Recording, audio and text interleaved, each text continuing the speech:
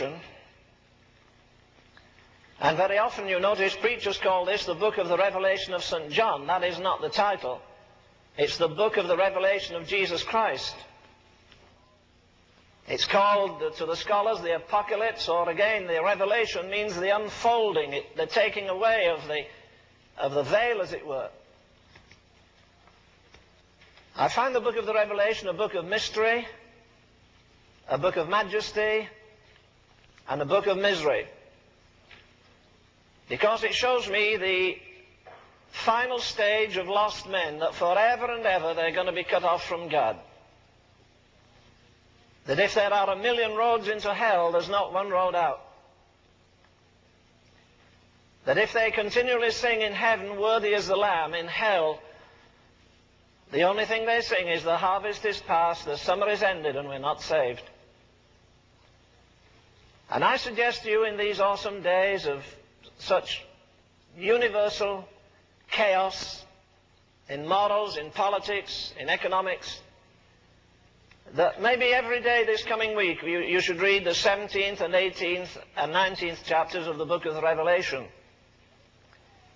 You know, this book has an imprint on it that no other book has in the whole of the Word of God. Because in chapter 1 verse 3 it says, "Blessed is he that readeth and they that hear." There's a lot of people that read, but they don't hear. Blessed is he that readeth and heareth the words of this prophecy, and keep those things which are written therein, for the time is at hand. Let's go to the 20th chapter in this book, Revelation 20, and read from verse 11.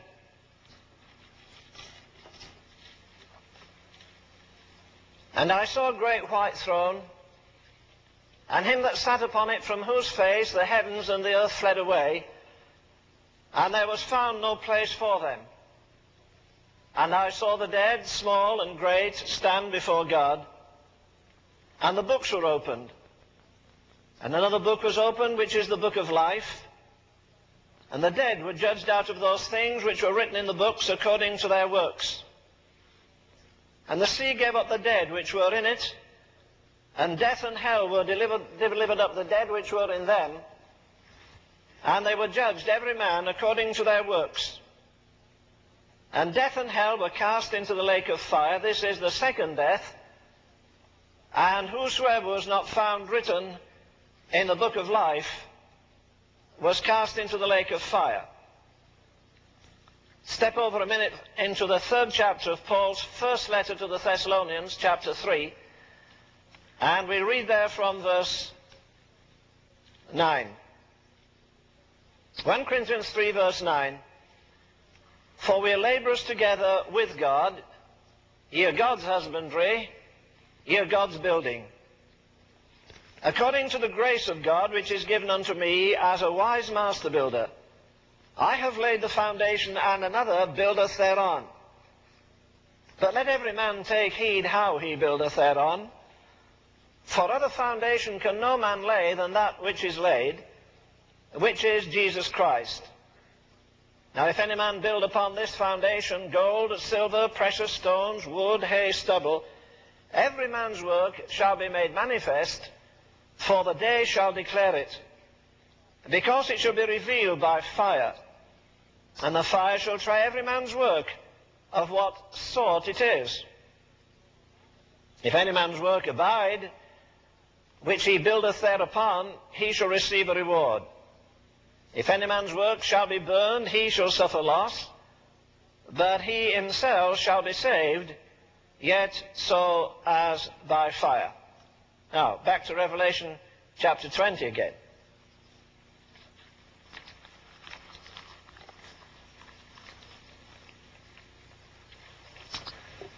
The judgment of the sinners. "I saw a great white throne," typical obviously of purity, "and him that sat upon it." Now we read these things and they kind of slide over our minds, but listen to the awesomeness of this. "From whose face the heavens and the earth fled away, and there was found no place for them. And I saw the dead, small and great, stand before God, and the books were opened. Various titles have been given to this awesome event. John Wesley called it the Great Assize. Billy Sunday, in his wonderful way, called it Payday Sunday. A cowboy preacher preaching on it called it the Last Roundup.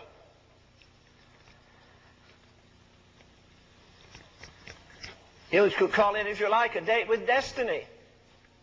Or better still, or more awesome still, you could call it a day with destiny. Or if you like, you could call it your day in court. Now this book begins, the book of the Revelation, by telling us these things will shortly come to pass, and that was 2,000 years ago. In a very brief but very brilliant biography of one of the greatest preachers that ever preached in America or England, the biographer says that this man, well, he had strange habits, and one of them was to carry in the right-hand pocket of his coat a handful of precious stones, a diamond, an amethyst, a sapphire, a ruby, an emerald, and so forth. To add to his strange ways, he would walk into a park where people were going up and down, and he would put his hand in his pocket and take one of those precious stones, and then he would hold it up to the light of the sun, and he would lower it and higher it and seek this different shades from it or different illuminations from it. And people would go past, particularly children, and, you know, they do this. You know how they do that, you know. I don't mind people doing that. If they want to point to their own heads, that's okay. If they point to mine, it's something else. But the children were doing this, you know. There's something strange about that man. And there's an old saying that Potter envies Potter. Preachers don't usually criticize singers, they criticize preachers. Singers criticize singers. Potter envies Potter. And these preachers were sitting round a table one day eating in England, and they began to discuss this famous preacher. And one of them said, I heard him the other night. He was awesome. He lifted us into eternity. He has a vast vocabulary. I hardly knew whether I was in the body or out of the body. And then my little boy said he'd seen him in the park playing again like a child plays with marbles, playing with precious stones. A hymn writer wrote about the Bible, and he called it a golden casket where gems of truth are stored. It is the heaven-drawn picture of Christ, the living Word. There are roughly 750,000 words in the Bible. I suggest that, like that man selected his stone and lifted it up to the light of the sun, that we select one word out of this golden casket, and that word is judgment. And we hold it up to the light of eternity. And you can tell God you're not concerned about what this preacher says, but say, Lord, give me some new illumination on this awesome fact of judgment. I thought repeatedly this week of that awesome sermon, one of the greatest ever preached in America. Back in the 1700s, it was preached by Jonathan Edwards. We're told he brought his manuscript, and he had a candle there, and he wasn't very good looking, and he had a big nose, and he thumbed and he read with monotonous routine. He read that sermon, Sinners in the Hands of an Angry God.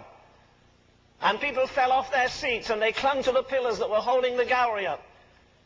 And he didn't say, oh friends, please excuse me, I never meant to embarrass you like that. There's some psychological phenomena going on here. But while they were laid out, he just lashed them with the Word of God. And people cried out in their despair. There was a reason for it, because before he had prayed over and over and over again, oh God, stamp eternity on my eyeballs. I don't know anybody else that ever prayed it. Maybe we said it. But you know, if God should stamp eternity or even judgment on our eyeballs, or if you like, on the fleshy table of our hearts, I'm quite convinced we'd be a very, very different tribe of people, God's people in the world today. We live too much in time. We're too earthbound. We see as other men see. We think as other men think. We invest our time as the world invests it. We invest our money. We're supposed to be a different breed of people. It must have been very awesome in the days of his flesh to get up one morning and say, well, I'm not going to work. I don't know who this man is, but I'll tell you what. I'm so stale and dried up, and I've been to the synagogue and the temple, and those old boys mutter, and they quote about somebody coming, and they don't believe he's coming. You know, Enoch says that, Jude records, that Jesus will come with 10,000 of his saints. Why did he come that way the first time? Why did he come sweeping through the sky when it was as black as night over Jerusalem? Why did he come with 10,000 saints? Why didn't he come with the sound of trumpets? Why didn't he capture the world like that? He didn't come that way. And when he did come, they couldn't believe that somebody clothed in flesh and blood, walking around, that had to eat and sleep and do everything else like we do, was the Son of God. But he began to stir Jerusalem. And you might have got into town and say, well, I've been on business in Jericho, you know, I've got to look after affairs. What are you excited about? Oh, we went to see this man Jesus, this fellow that the synagogues are disturbed about and the priests are criticizing. And you know, he does amazing miracles. Why? He unplugs deaf ears and he casts the demons out of people and he cures leprosy. And you know what he did yesterday? He actually raised a man from the dead. My, that must have excited them. Jesus going to the tomb and saying, roll away the stone. He didn't roll it away. He gave wine at the feasts, but he said, you fill the water pots. There's some labor we have to do. You put the water in the water pots, I'll turn it into wine. You roll the stone away. And then he cried with a loud voice, Lazarus! My, that would have excited me. I don't know about you. I'd have hit the ceiling, I think. He cried with a loud voice, Lazarus, as Campbell Morgan says. He said, Lazarus, come forth. If he'd just said, come forth, all the cemetery would have come, and it wasn't time for them to come yet. So he just said, Lazarus, come forth. And he came forth. He was alive, but boy, he was bound, gagged and on his face. He had grave clothes. He could only shuffle. His hands were tied. And that's true about 95% of believers today. They're alive, but they're gagged. They're bound. They've still got grave clothes. And Jesus says, loose him and let him go. We're bound by superstition. We're bound by the theology of our grandfathers or something. But the church is gagged and bound. She needs release in this awful hour in which we're living. And the only one that can bring that release is Jesus Christ himself. Why, even the disciples, well, what do you think about Master now? He's even raising the dead. And Jesus says in John 5:28, listen, don't marvel at this. Oh, if this stirs you away, I've got a word for you. He says, the day is coming in the which all who are in the grave shall hear the voice of the Son of God, and they shall rise. Did you get that? From Adam, wherever he is right now, in the sands, in the dust, all who are in the grave shall hear the voice of the Son of God. You see, Jesus says, I am the resurrection and the life, and I believe he did rise from the dead. Not because of that long list in 1 Corinthians 15, but away at the end of the book of Revelation, he says, I am he that liveth and was dead, and behold, I am alive forevermore. And I have the keys of death and hell. Don't you believe that old bachelor in Rome? You don't know who he is? Well, it's the Pope. He says he has the keys, not on your life. Jesus has the keys of death and of hell. And at the voice of the Son of God, won't that be amazing when he says, rise? All that are in the sea and all that are in the grave. I crossed the Atlantic, I guess, about 18 times on the Queen Mary, Queen Elizabeth, United States. And after dinner at night, when people went to smoke and drink and dance and everything else, I walked up and down the deck, and almost every time I crossed it, I looked overboard and I said, hey, you down there, you're going to get up one day. You buccaneers who died in the Spanish Main, stealing treasures, and the folk that sank in the Lusitania, and the people that sank in the Titanic, and the people that sank in all the great ships during the war, at the voice of the Son of God, they're going to rise. Millions of them, billions of them, trillions of them. And they're all going to stand at the judgment seat of Christ. That's going to be a spectacle. Oh, where is it going to take place? I don't know. You see, this book of the Revelation is not only at the end of the Bible, but it deals with the end of time, and then it deals with things that happen at the end of the time. And it's the only book in the world which is authentic. And everyone that is dead is going to hear the voice of the Son of God. Look for a minute at that 6th chapter in the Revelation. Look at verse 12.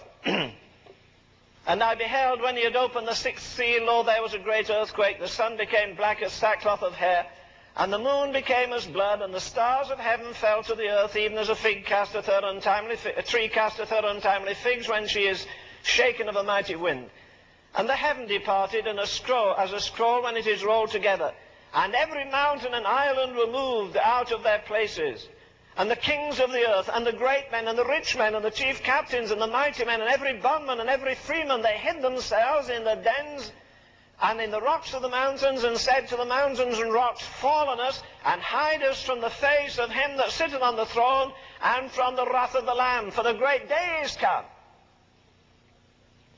In the end of the book of the Revelation, it says of the redeemed, which is in the other judgment, that they're going to come and they long to see his face. Again, Fanny Crosby, blind for 84 years. And when somebody said to her, it's a shame a great Christian like you is blind. You can't see the sunset. You can't see the lovely flowers. You're at such a disadvantage. Oh, no, she said, I'm at a great advantage. You know, she was the first woman in history, in American history, blind though she was, to address the joint, what do you call them, different sections of Congress. She addressed the senators, and she addressed the congressmen, and she addressed the whole government, the first woman in history, a little blind woman. And they said, and you never see the sunset. God has denied you so much. She said, my dear, I have a great advantage over you. What's your advantage? She said, don't you realize the first face I ever see will be his face? Do you wonder she wrote so many hymns about his face, seeing his face? That will leave us spellbound when we see his face. But here the great men, the rich men, the mighty men, the rulers. I saw the dead, small and great, every king that's ruled over England, the caliphs of Baghdad, the Maharajas of India, the multimillionaires, the billionaires. They're all going to stand one day. Can you imagine it? At the judgment seat of Christ, to give an account for the deeds done in the body. Well, of course, if you have a judgment, you must have a judge. I do not have any pictures of Christ in my home, because I don't think you should make any likeness of any graven image, and nobody knows what Christ was like. You see pictures of Jesus as a baby, you see him as a young man, you see him sometimes on the back of an animal riding into Jerusalem. But there's a picture I've only ever seen once, and it was so grotesque I didn't look a second time. At the voice of the Son of God, they're all going to rise and face the eternal judge. What will he be like? In Australia, they showed me the picture that they have. Beechcroft or somebody, Beecher, painted a picture of Christ in Australia. He's got lovely blonde hair and bright blue eyes and a lovely flaxen beard. Well, I don't think that was a picture of Jesus. And the Chinese have an interpretation of Christ through their artists. And there are some dreadful pictures, I think, that are being given by the great masters, so-called. And they've given us pictures of Jesus, but I'll tell you what, it's a very different picture in the Word of God. I believe that the Church of Jesus Christ needs a new revelation of the majesty of God.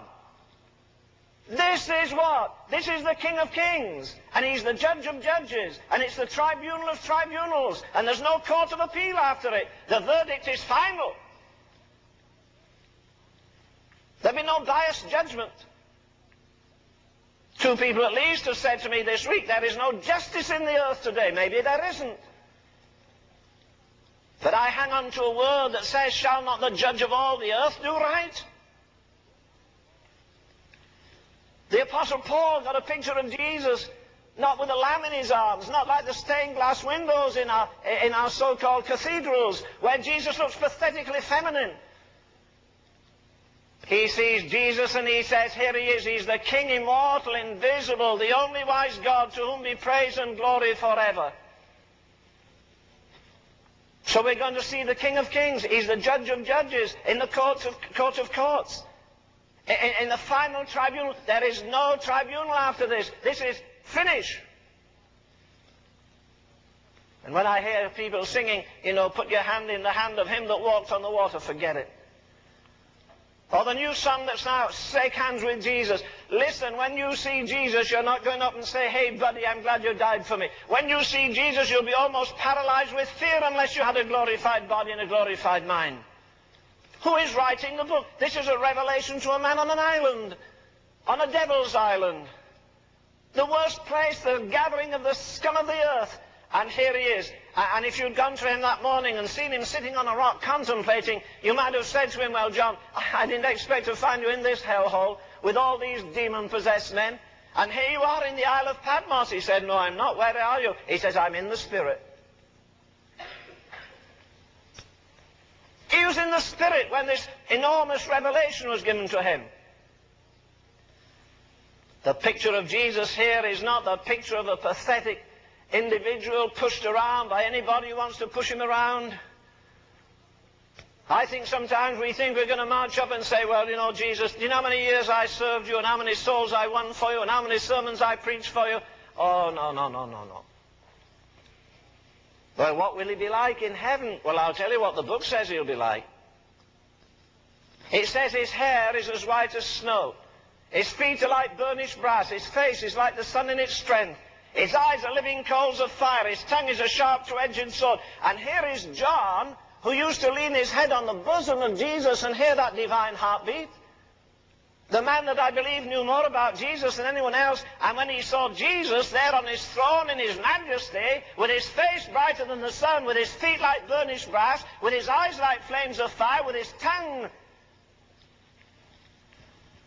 majestic and his voice like the sound of many waters, John, the man who had walked with him and talked with him for 3 years, says that when I saw him, I fell at his feet as dead. What do you think you and I are going to do? We see there the Judge in all his awesome majesty, in all his glory. And we have a picture here of the unholy dead, small and great, standing before God. And when they see him in his awesome majesty, no, they don't worship him. They're terrified. This is a great exposure. Someone called me last night and said, be sure you listen to 60 Minutes tomorrow night. Because you see, the Shah was interviewed, I believe, by 60 Minutes, and he said, I'll tell you everything that Henry Kissinger told to me. And Henry Kissinger says to the ABC or whoever organizes the 60 Minutes, if you put that on, I'll sue you for I don't know how many $1 million. But he said, instead of that, let me come on the 20 Minutes and you can interview me. And so they said, all right, but this week he reneged. He said he won't come. And I understand tonight they're going to tell us what the Shah said and the agreements he made. Oh, yes, Mr. Kennedy got away with it, whatever happened at Chappaquiddick. The little girl that was drowned, or was she murdered, or was she pregnant and snuffed away? But Mr. Kennedy forgot one thing, it's going to be exposed at the judgment seat of Christ. They couldn't find the 18 minutes on the tapes of Mr. Nixon. Well, I'll tell you who's got a perfect record of them. And they're going to be read out one day before millions. You say, Mr. Ravenhill, I couldn't stand up there or anywhere else. I'm so nervous. If a few people look at me, I want to tell you something. There'll be 1,000 million or trillion people when you stand there at the judgment seat without your wife to lean on, or your husband, or your preacher, or a friend. And Paul is writing in the 14th chapter of Romans, and he says, we, so he writes of even to believers at the judgment seat. We must all, there's no exception. We must stand at the judgment seat of Christ. You can't send your lawyer, you can't send a representative. You can't send a preacher who says, well, I understand this person who's always falling up and down and in and out and you didn't know where they were. I'll explain it to you. And the Lord says you won't do anything of the kind. Can you see those millions of unholy dead? All the criminals that ever lived, every prostitute that ever went on the tour. Can you think of all the men who make millions out of pornography? Can you think of the pimps who pollute those little girls that go to West 42nd Street in New York, and they go to all the hellholes? Can you imagine when God takes hold of history and empties it? When every man that ever walked the streets of ancient Babylon with all its lust? Or Corinth, which was just one colossal cesspool of impurity? All that happened at Las Vegas last night is going to be thrown on the screen in eternity? Every judge that sits in the High Court is going to be judged one day by an infallible judge? How long will it take? I don't know. And I don't care, because we're not going anywhere.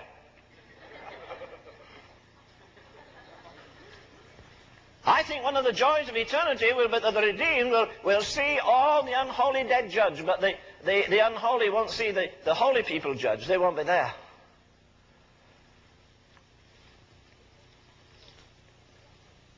It says the books were open. What books? You say, well, Mr. Ravenhill, I won't be in serious trouble because, you know, I don't have a good memory. Well, I'll tell you what, you'll have one that day.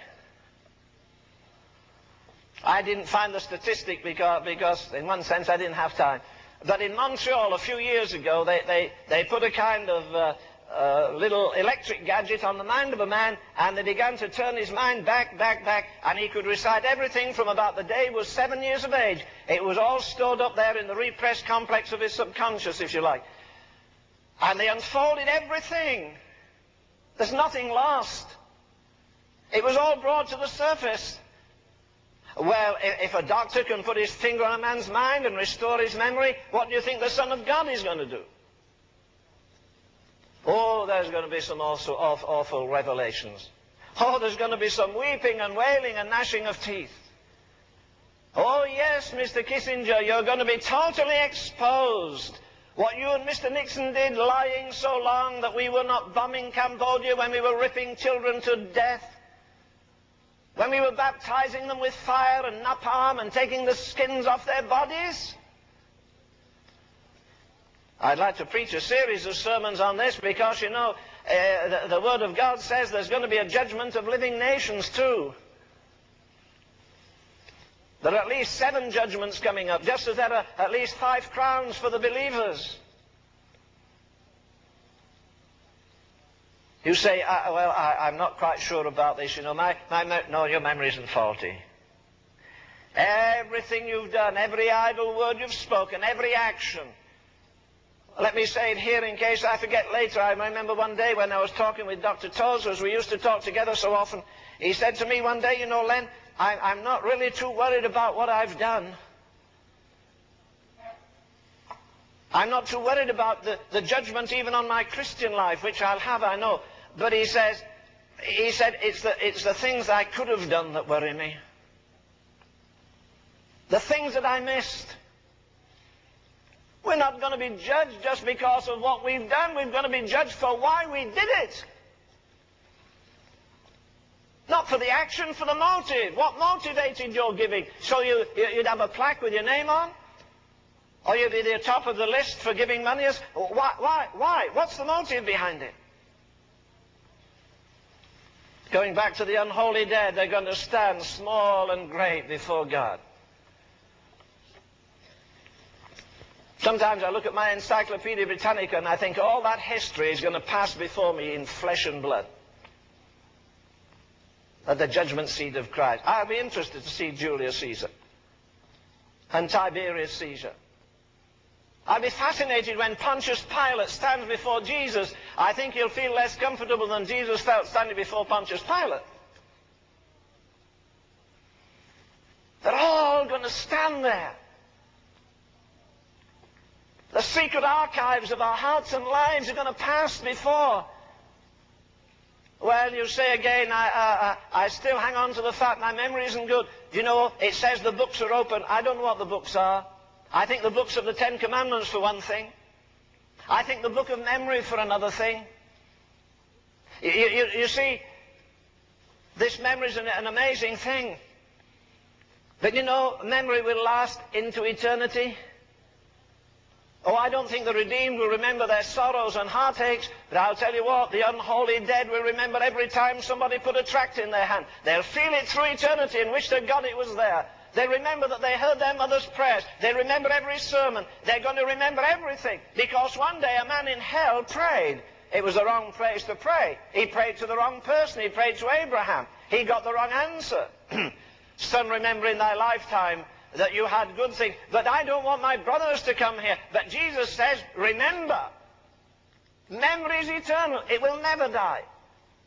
If you're an unsaved man 1,000 million years, you say, well, I came this morning, my wife wanted me to come, but I don't think I'll come again. I don't like this kind of stuff. Well, friend, let me tell you lovingly, go to hell and live with all the scum of the earth. You like to drink, go with the drinkers. You like to lust, go with the prostitutes. In hell, if you're given to lust after women, you'll have that lust, but there's nothing to satisfy your lust. If you drink, you'll thirst, but there's nothing to satisfy your thirst. You'll give a king's ransom for one drop of water. There isn't even a drop of water, never mind that precious wine you drink. When in God's name is the church going to open her heart again and open her mind again and see again that every man, I cannot, whether he flies his own private Learjet or how many millions he has or rules over a city, the great of the earth and the scum of the earth, the unbelievers are going to spend their time in eternity. They're going to live there forever and ever. The good book says, where their worm dieth not. It will be awesome when we see the founders of these cults stand before God. The founder of Jehovah's Witnesses, as they call themselves, Russell, a man who wasn't very moral. And he's going to stand there and people up there will scream, put him into the lowest hell and turn the temperature up. But listen, don't you worry about it. The judge of all the earth will do right. Hell won't be the same for everybody. Some will be beaten with a few stripes, some with many stripes. But I'll tell you what, I'd rather be the least in the kingdom of God than be the greatest in the kingdom of the devil anyhow, both in time and in eternity. I saw the dead, small and great, stand before God, and the books were opened. You know, some people today have great memories. When Themistocles was the mayor of Athens, he could recite the name of every person who lived in town, and there were 20,000 of them. I think it was Cyrus, the king of Persia, knew the name of every man that was in his army, and he never had to be reminded. He faultlessly could recite the name of tens of thousands of people. The famous Sir Walter Scott, the great writer, the night before he was 5 years of age, so obviously he was just in 4, and the night before he was saying prayers at his grandma's knee.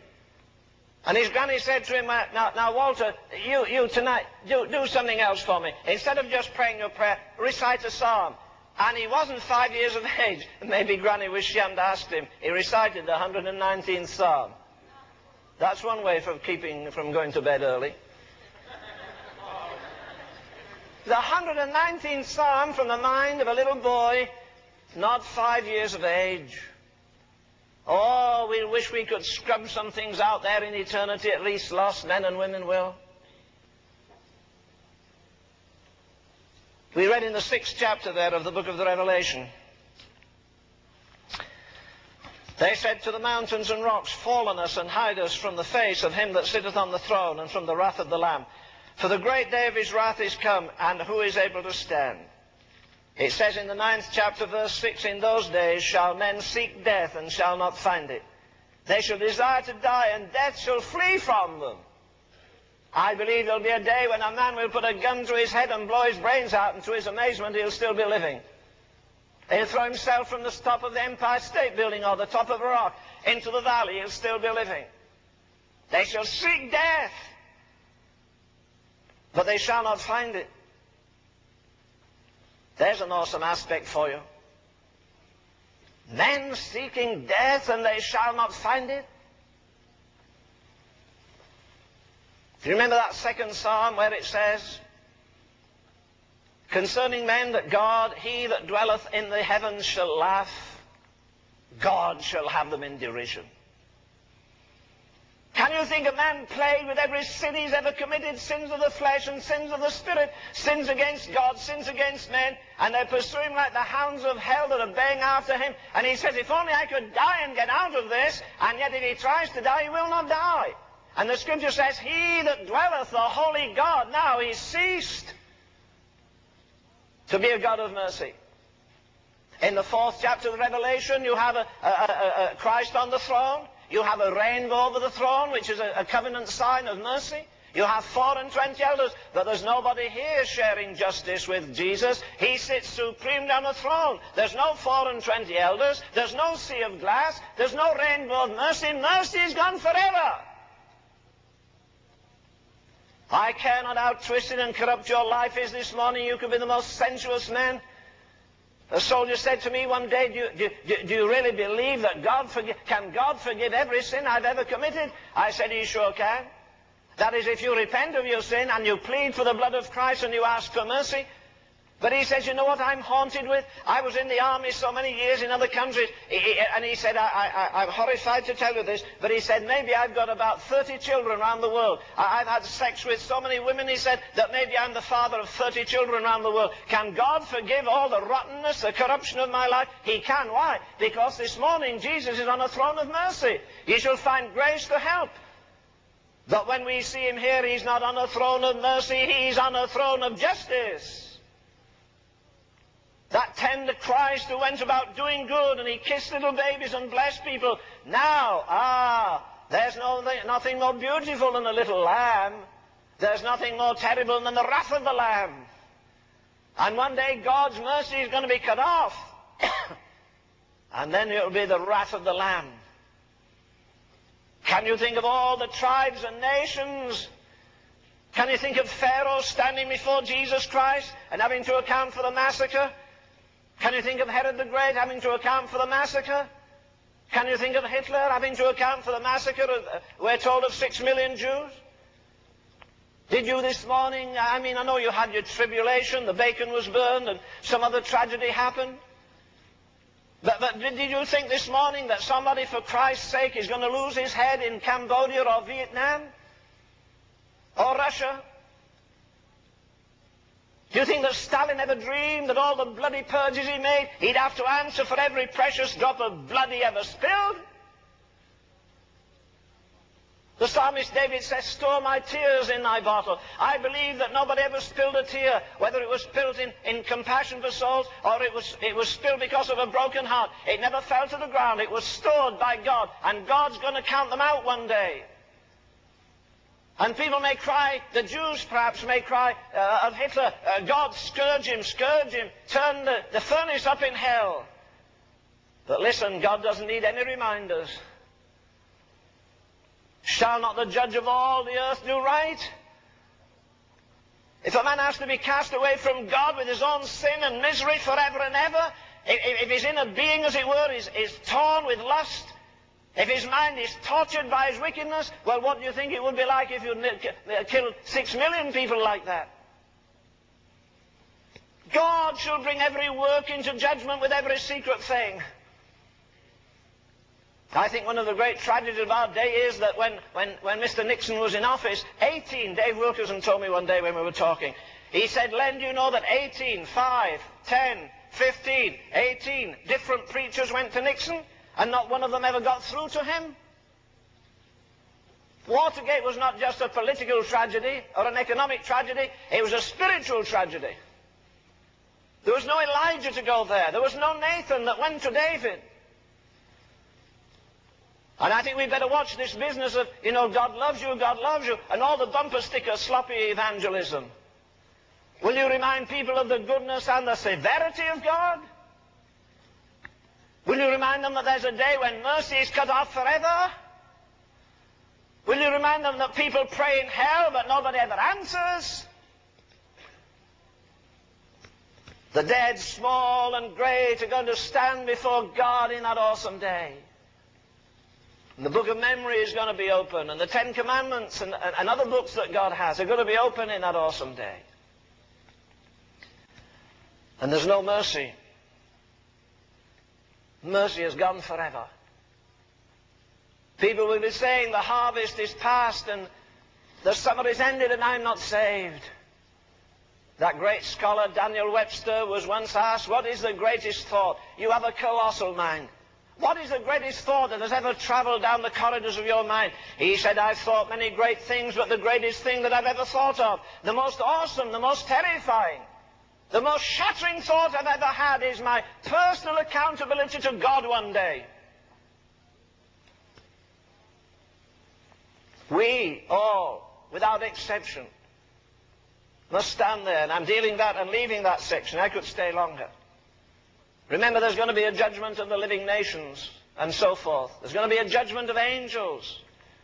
Paul says in 1 Corinthians 6, I guess, he says, don't you know that some of us are going to judge angels? But you see, the thing I'm really saying, I got through my introduction now, let me get to the business here. 1 Corinthians 3.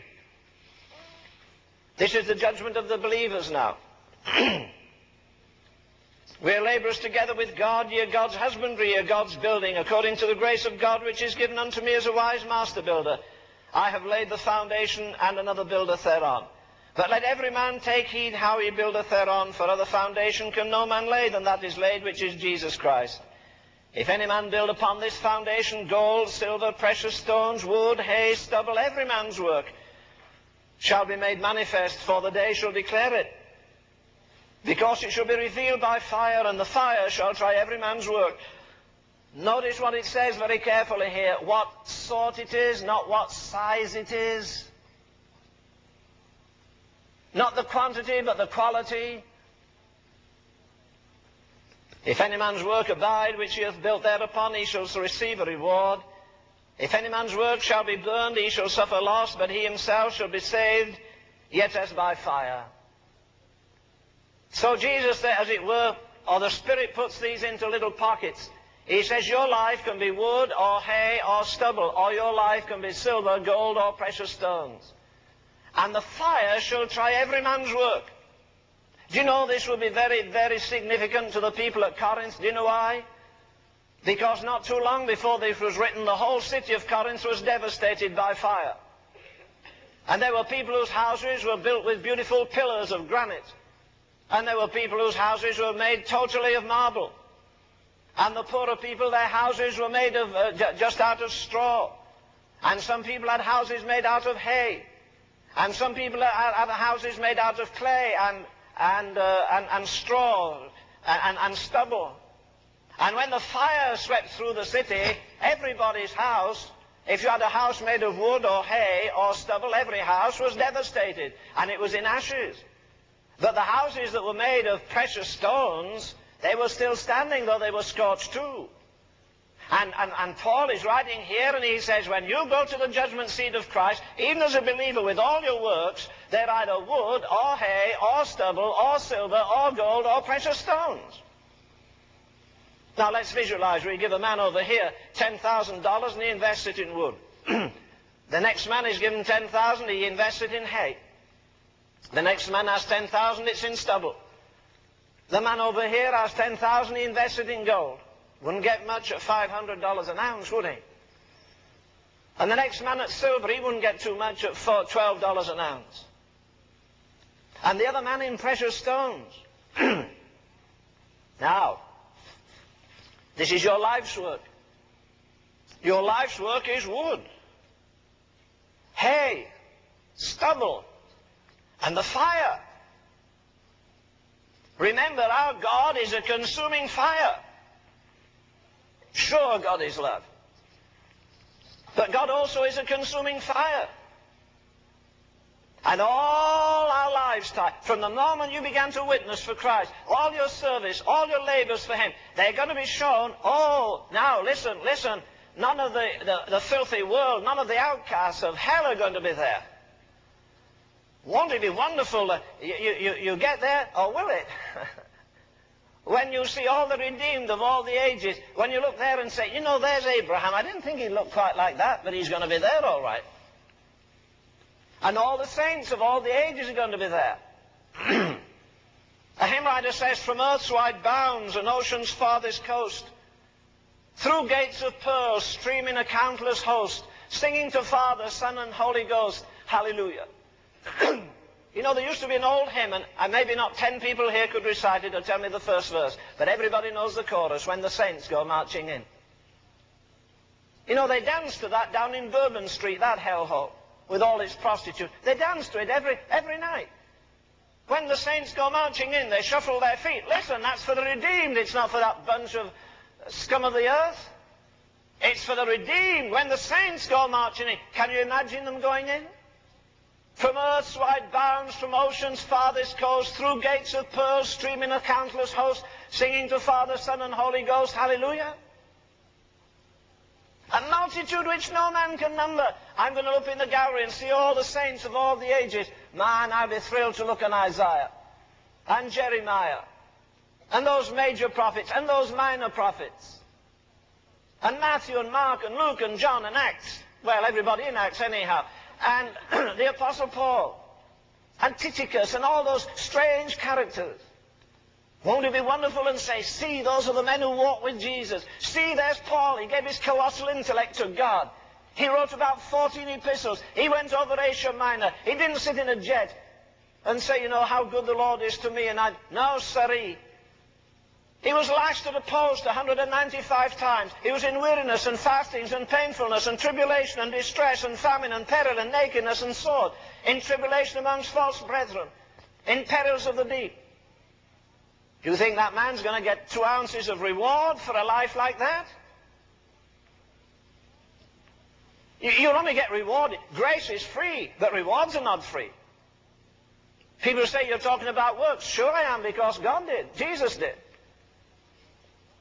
You know that some saints again are going to judge the earth? Won't that be an awesome task? I won't want to be one. Maybe I never will. Maybe I will. Maybe God will ordain that I should do it. Can you see the holy dead all lined up there? All the saints in the Old Testament, all the saints in the New Testament. I hope the Lord, I can't give him any advice. I think I try to in prayer sometimes, but I can't give God any advice. I'd like to see a pocket full of those gorgeous people who prayed. Oh my, won't that be wonderful? You know, when you see a political convention, they have a sign up from Cincinnati or somewhere. Maybe there'll be signs in heaven. These are the prayer warriors. These are the great sufferers. These are the travailers. These are the missionaries. These are the failures. Well, anyhow, there's going to be all kinds of people listed in that great day. It's going to be an awesome thing. And here is a man, his life is just made of wood. Very beautiful. $10,000 wouldn't do much from a stack of mahogany these days, would it? But when the fire goes through it, what do you have? All you have is that wood going down until you've got ashes, maybe up to your ankles. And that's all that is left. I heard a woman say not long ago, well, praise the Lord, I'm glad I don't have to account for anything when I go to heaven. There is no condemnation for those who are in Christ Jesus. Wait a minute. You can never isolate a scripture by itself. There's no condemnation for past sins. Aren't you mighty glad this morning? I think sometimes, I don't wonder that God had to keep saying to Israel, remember thou wast a bondsman in Egypt. Remember your sin. Remember your iniquity. Did you get up this morning and thank God you were pure? Huh? Did you thank him that devilish fever you used to have for sniffing cocaine or drugs or something, that he broke the fetter of it? Are you really glad you're not a prostitute now? You're going to be a part of the bride of the Lamb? Are you glad he's removed from your heart covetousness and bad temper and all those creepy, horrible things that used to master you? A man's life, all his ministry, it showed. Do you see the difference between the wood and the hay and the stubble and the silver and the gold and the precious stones? Wood, hay and stubble are above the ground. They catch the eye. Silver and gold and precious stones are below the ground. Nobody sees them. There's a lot of public ministry in that day that's going to go down in ashes, my brother. You say, well, it doesn't say that the Christians are going to be judged out of the book. Yes, I think it does. Where? In Malachi. It says that God has a book of remembrance. And I think it would do you good before you go to bed every night this week to ask God, what did you put in your book today from my life? It doesn't necessarily have to be some outward act. You could worship God on a tractor. You could worship God. It's not the best way, but you can do it still. The fire is going to take the big, showy life of that man and burn it, and it's only going to be a bunch of ashes. Wood, hay. Well, if you put $10,000 in hay, you get a lot. Yeah, and you get a lot more ashes too when the fire got to it. And stubble, you could buy half the stubble in Texas maybe for $10,000, but boy, you'd have a mess when the fire got to it. Instead of ashes to your ankles or ashes to your knees, it would be up to your nose maybe, and you couldn't get your way out. But that's what lives are going to be like. Wood, hay, stubble. I used to have trouble with these boys always begging, you know. And it makes you wonder if some Christians do have hearts of flesh, that they won't send them money to keep their jets going. You know, I believe every dime that ever came into a gap here, every dime that ever came to Oral Roberts, anybody else, is going to answer for it at the judgment seat of Christ one day. Jesus talked about these men who go and take widows' houses. Well, that's what they're doing now. They're not satisfied that you give while you're living. They're asking you to hand your house over to them. And leave this in your will, and if you do, you'll get a better place in heaven. Don't believe it for a moment. It's a lie from hell. They're going to give an account to God in that day, but I believe we're going to give an account too. A brother was telling me this week when he got baptized, it was a kind of a sudden thing, and he went down into the water there and suddenly realized he had his wallet in his pocket. Well, there are not many pockets get, you know, not many wallets get baptized. We kind of say, Lord, you look after my sins, I look after the rest. Every penny you earn since you became the property of Jesus Christ, you'll give an account of before God. He doesn't just take your sins, he takes yourself. He takes the government of your life. There's an awful lot of money being wrongly invested. You know what I think? I may not be right, I usually am, but I may not be quite right in this, but you know what I think? I think that now the crunch is on the nation. I think it's going to get worse and worse. This is going to be the roughest year we've ever lived. I told some of you 3 years ago that an important man called me late at night and said, Brother Ravenhill, the next 3 weeks in American history will be the next 3 weeks we're going to live will be the most important in American history. One of the most famous preachers in the country called me at nearly midnight and said, you know what, I've come to this conclusion. God Almighty's already taken his hands off America. For the simple reason we've had so much light and rejected it. Carter can't make a move to the right. If he makes it to the right, it's still to the left. Every move he makes, there's a counter move that makes him sink further and further in the mire. And it's not only true that we live in a world of bankrupt politics, we live in a world, and this is the most tragic of all, of a bankrupt church. Isn't it awesome to think that all of this stuff, we sing, oh, that will be glory for me. Friend, you've got one big stumbling block. Let me rush through this. Time's going. Your life is wood, the fire's going to come. Hay, the fire's going to come to it. Stubble, the fire's going to come to it. But what if your life is silver and gold and precious stones? What is gold a sign of? Gold, I believe there, is a sign of our devotion to God. You wouldn't get much gold for $10,000 today. And I could have a small induction crucible here and put your $10,000 worth of gold and press buttons and it moves and moves. What happens when you burn gold? Nothing. All you do is change it from solid to liquid, but you don't reduce it.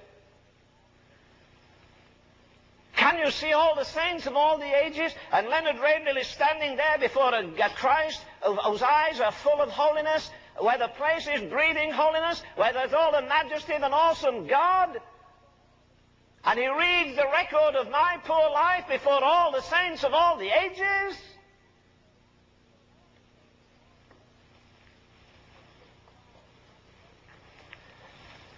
When he puts the fire to my devotional life, am I just a good showman? I sure like to preach because God called me to preach. And I don't care how I preach, and I don't care whether you believe me either. I'm not responsible for that. I preach out of my heart all I believe, and I die for it. But say, am I just a showman? What's my secret life like?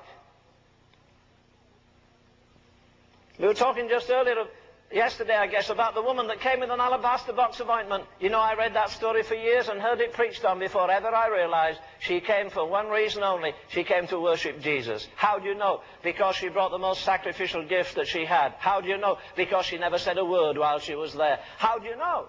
Because she said, I won't wash his feet with water, I'll wash them with tears. I won't dry his feet with a gorgeous towel, I'll wipe his feet with the hair of my head. And she poured out that costly fragrance. And then she wiped his feet again. So what happened? The fragrance she poured out on him came back on her. Why isn't my life more fragrant? Because you don't take time to be holy. Because you think if you stuff all the stuff you get at Agape, which I'm sure is good, or some other Bible school, that this is... No. God isn't going to measure your intellect the size of your hat. He's going to try with his fire my devotional life.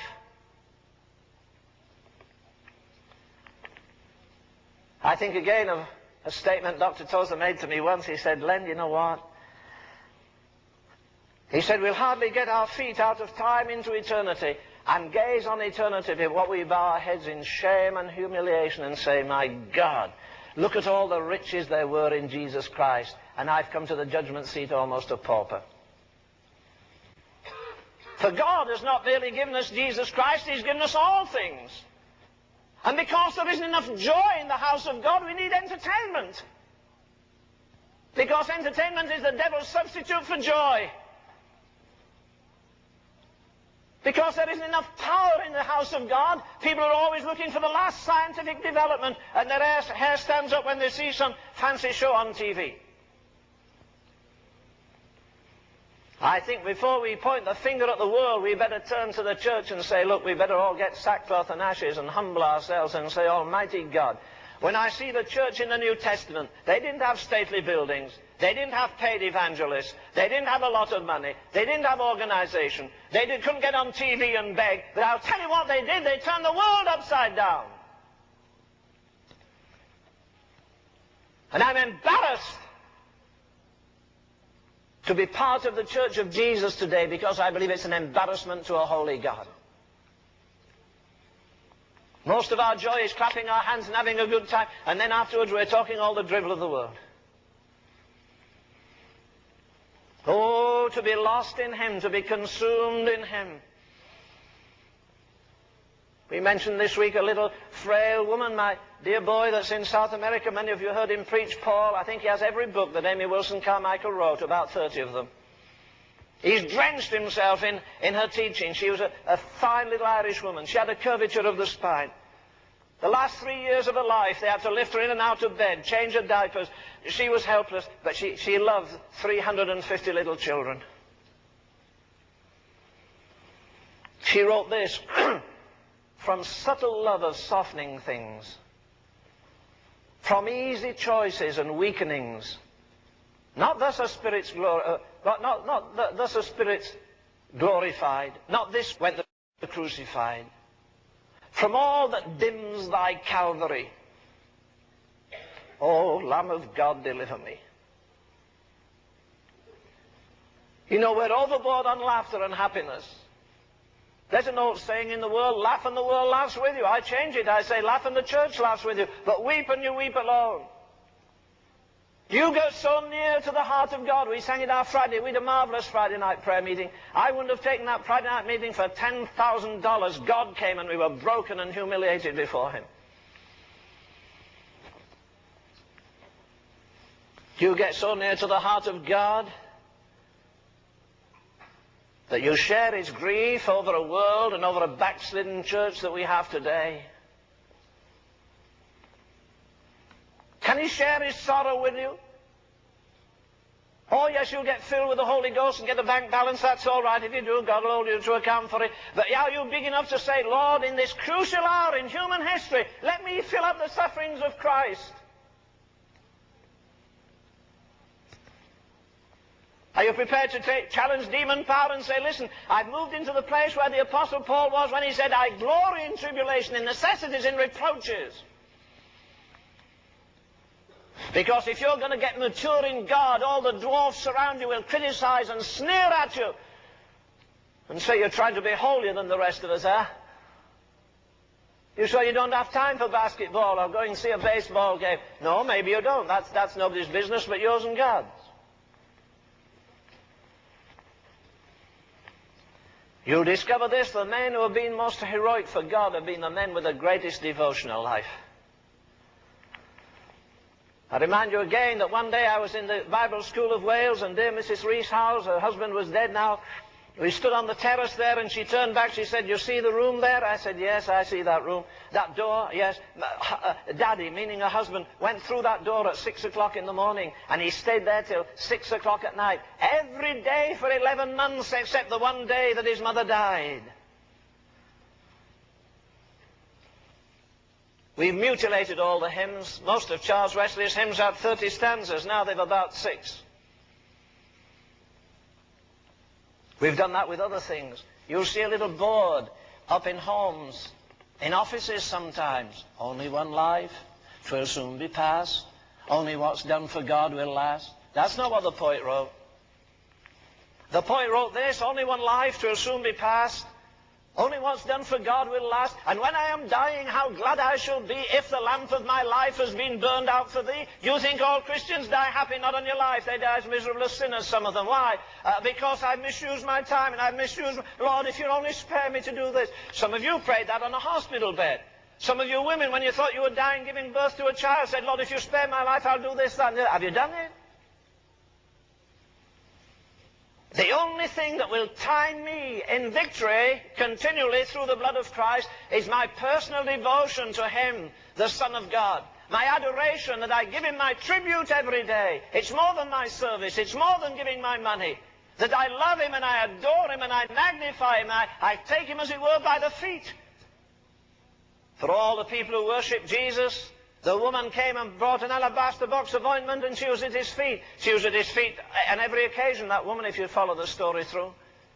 When He appeared in the upper room, they seized Him by the feet. You get a little bit further in the book of the Revelation, or if you go to the 6th chapter again, you find there it says at the end that the 24 elders now, they fell down at His feet. You wonder Matthew Bridges wrote that lovely hymn, "Crown Him with many crowns, the Lamb upon His throne. Crown Him the Lord of spheres, the potentate of time. Crown Him the Lord of love. Crown Him the Lord of spheres, whose power a scepter sways from pole to pole, that war may cease and all be prayer and praise." The one thing that's wrong with that world outside is it thinks it's done with Jesus Christ, and it hasn't even started with Him yet. For He stands at the end of the trail for every man, rich or poor, bondman or free, black or white, intellectual or ignoramus. What's your devotional life this morning? Would you like Gabriel to hand me the book of your devotional life for the last month and read it to this fine audience? The gold is going to be tried to our devotional life. The silver, what is the silver? I guess you can interpret it different ways. I like to interpret it this way. The book of Proverbs says the tongue of the just is as choice silver. Yeah, every idle word you've spoken, even since you were saved, God has a kind of, He doesn't need a tape recorder, but He has an eternal record of it. You know, the gossip, the slander, the criticism, the prejudice. You know, when somebody upset you and instead of being quiet, you spilled out just what was on your heart at that moment. Can you think of all those awesome words? Can you think of all the words we've preached to thousands of people over the years, and we're going to answer and the fire is going to be put to them? Well, will they be hay and stubble, or will they abide the fire? The fire shall try every believer's work. Silver, gold, precious stone. What are the precious stones? Well, when I read that, I think of the breastplate that was on the priest in the Old Testament. It was divided into 12. Each stone was a different stone. Each stone had the name of a tribe on it. And he went into the holy place to pray with a breastplate on him. Oh, well, how do you handle this? How do you handle this? Do you know why the world is poor and sick outside? Because we really don't know how to pray, that's why. Because we're satisfied we've left our lousy living and we don't drink and lust and damn ourselves every day. And now we're Christians and we're so content and so happy and so satisfied.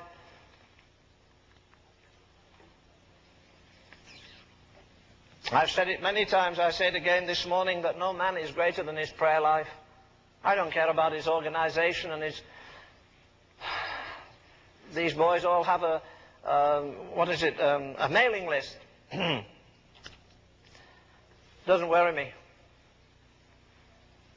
Let me live with a man a while and share his prayer life, and I'll tell you how tall I think he is, or how majestic I think he is in God.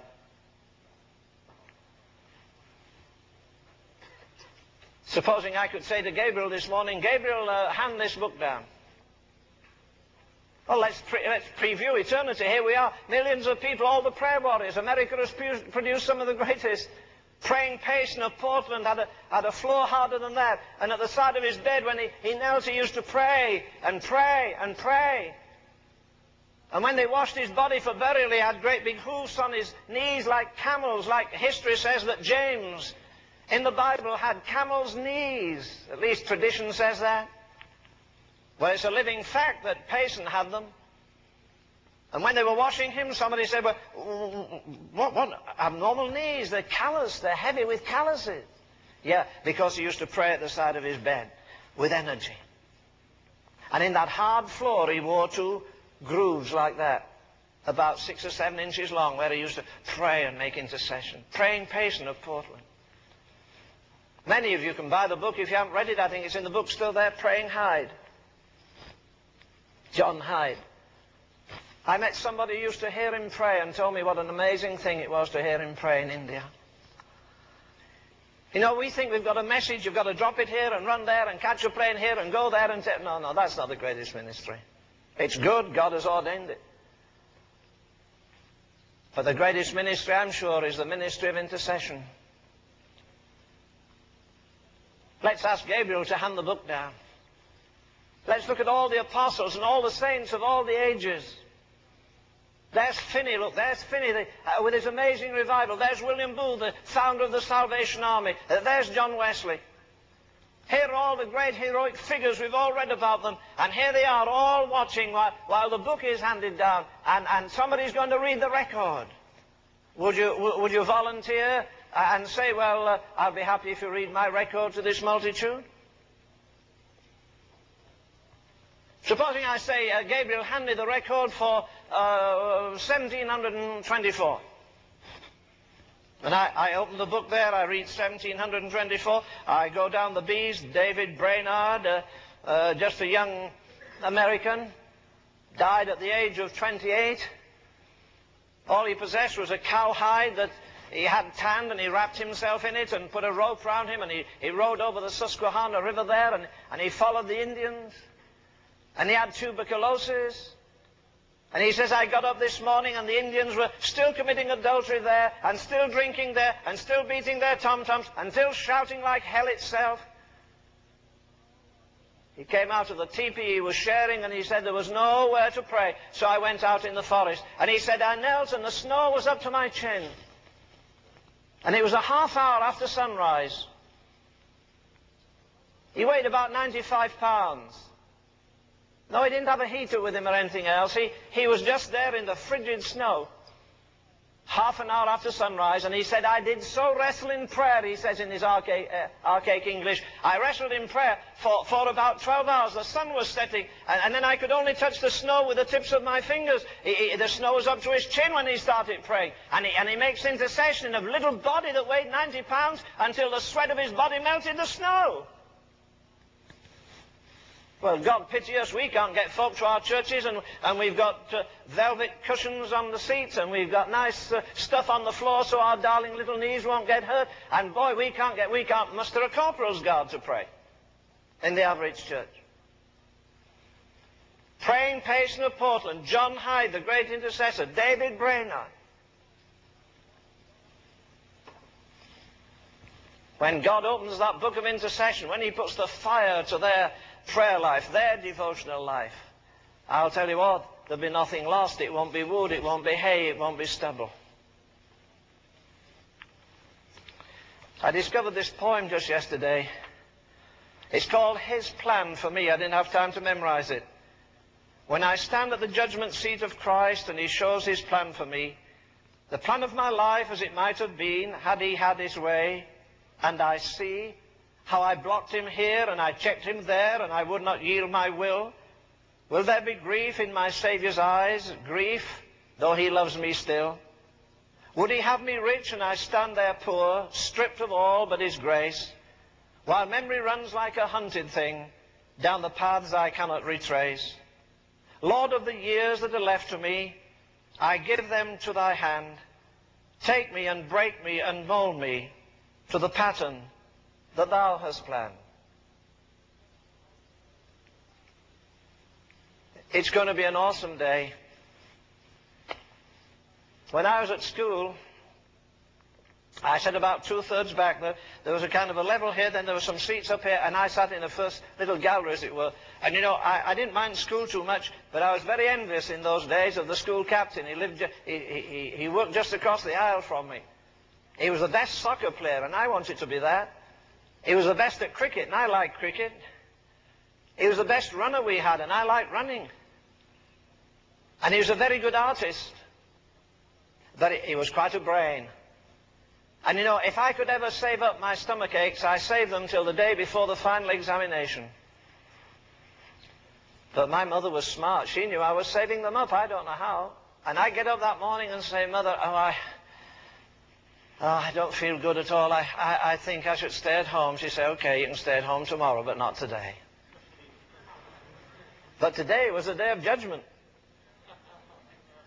And you know, the things would be put down on the board there, and as soon as they were down, Renton would get his name was Renton, and he'd get his paper, and he'd dash through it. Man, he was through the first 2 or 3 subjects before I'd even got the things read.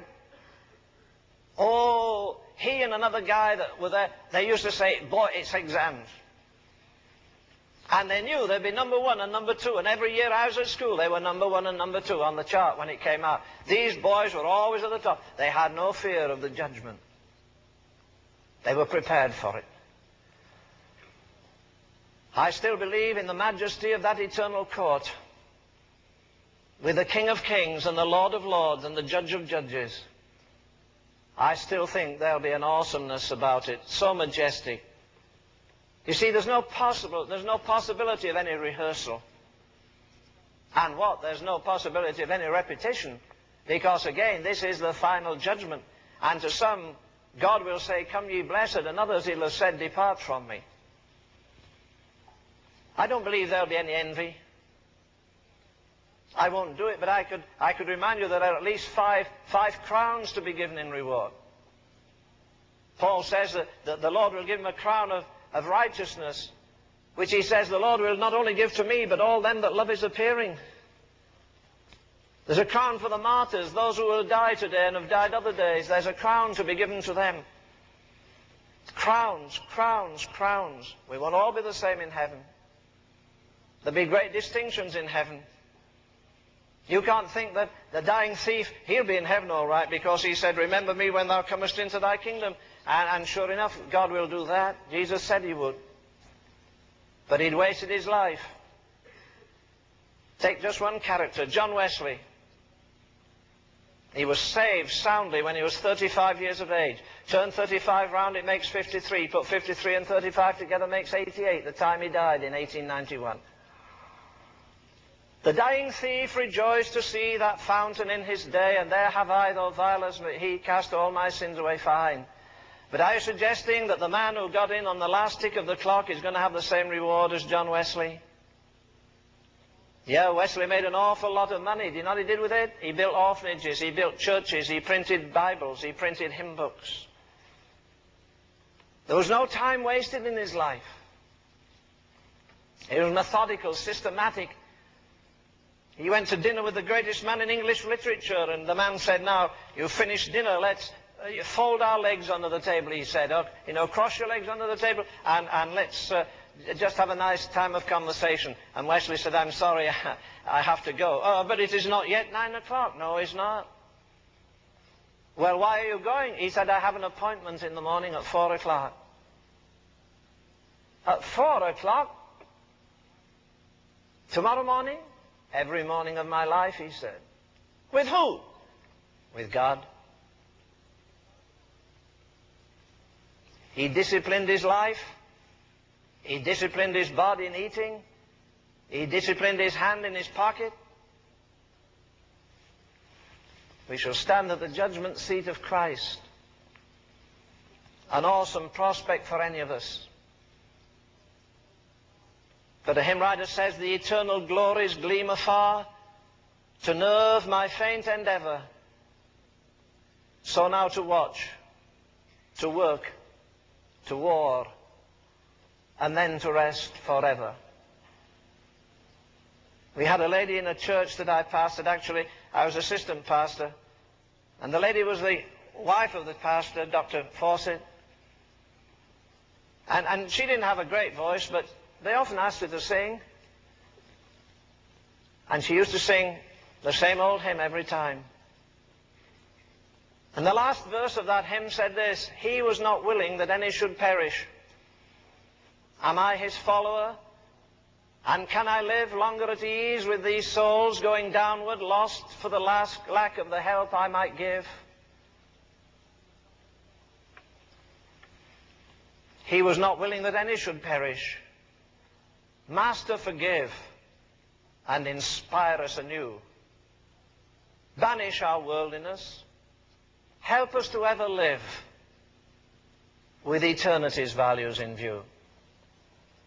Said that great man who birthed that revival, God, stamp eternity on my eyeballs. You know, if we can't live as a different breed of people on this earth, we have no right to live here. We shouldn't be affected by changing customs or changing styles or changing opinions or whether the stock market goes up or down or whether the clouds are gathering for... That doesn't make any odds. We ought to live every day as though we come out of another world into this world with the power of that world upon us. To live and speak and move and have our being in Jesus Christ. It's going to be an awesome day. Have you kind of figured how you'll get on when you stand there? Before all the saints of all the ages, and you and I are to stand there alone on the dais and be judged for the deeds done in the body, for every aspect of our lives, for our praying, for our giving, for our living, for our talking. No, it's not so simple to be a Christian after all. It's a majestic thing. I remember crossing a square in the city of Bath in the 1940s. I saw two very fine young ladies. One was a young lady, the other was only a girl, and they were erect and beautifully dressed, and they marched across that square, and I thought there's something different about those girls. And then when I went round the other side, I discovered they were princesses at that time, our present Queen of England, Queen Elizabeth, and her sister Margaret. It was the princesses of the royal family, and you know there was a dignity about them very different from anybody else who walked. And the Word of God says, as He was, so are we in this world. We ought to live eternity conscious in time, ready to be cut off at any moment. Supposing you were cut off this moment, would you like your life story read before all the millions in eternity? Do you think you might shrink when you hear how God used David Brainerd or John Wesley or some little washerwoman down there that has a life of intercession? Or a little woman in Ireland, and she had two shops. And this shop, it paid all the family expenses. And this shop, she saved all the money for missions. And she sent 1, 2, 3, 4 of her children to the mission field, and she financed them all. Man, she's going to have a reward one day, isn't she? Because she was doing it as unto Him. And I don't care, there's no burden too heavy, there's no situation too hard for the one that you love. And if we're love controlled, love motivated, love energized, it'll be all right when we stand up there. Because if there's anything about love, one thing about it, it's obedient. And if we get back to a people who are really baptized with obedience, submissive to the total will of God, not concerned about human opinion, not asking for more to spend prodigally on ourselves, but say, oh God, I want this life of mine adjusting so when I stand in your awesome presence, as James says, we shall not be ashamed at his appearing.